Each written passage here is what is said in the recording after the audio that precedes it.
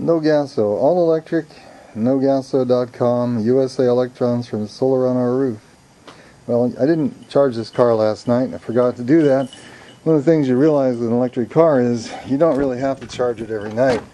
Otherwise, you know, it gets overcharged. There's no need to charge it every night. We charge it maybe every other night or twice a week or something like that. So where are we going today? Today we're going back to ecargo.com now that we know where they're at. And we're going to, they still have plenty of juice. We're going to go and solicit their participation in the American Solar Energy Society's tour of solar homes. Because solar power and electric cars go together, like a horse and a carriage, I guess. The solar power helps to charge or generate credits to charge the electric car up.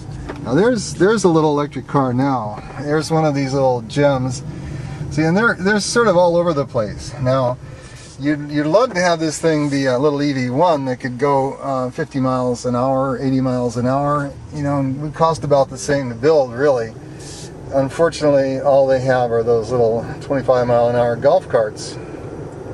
Out of all these houses, there aren't any solar systems. You know, pretty much they're all basically just dead roofs. People could have solar systems on their roofs, and that would be an improvement that would pay back instead of your front room doesn't pay you back, but a solar system pays you back. It's a home investment that repays you money. But there is one solar system over here down this street, and it looks like they're having fun over here. But there is a solar system in there, and you can see it. Right there. And it's a pretty large, but nobody else, you know, none of the other thousands of houses. We have maybe one solar system every 1,000 or 2,000 houses, which is really bizarre. Shouldn't be that way. So we're going to eCargo by taking a little bit of a roundabout way.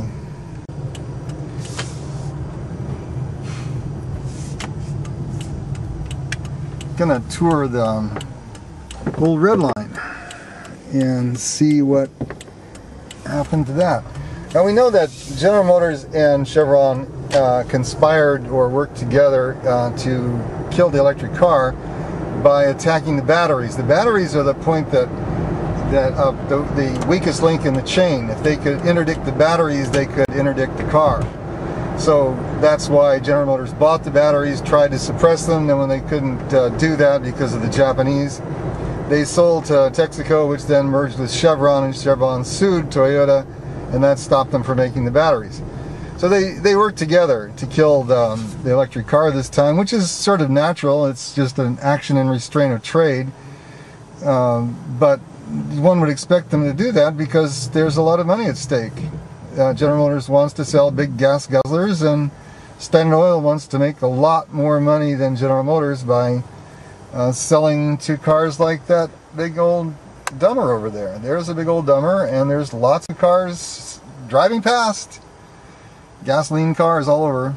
But this isn't the first time that General Motors and Standard Oil worked together. Back in the 1940s, General Motors, Firestone Tire, and Standard Oil formed an organization called North American Transportation, which bought up 55 or more of America's small railways.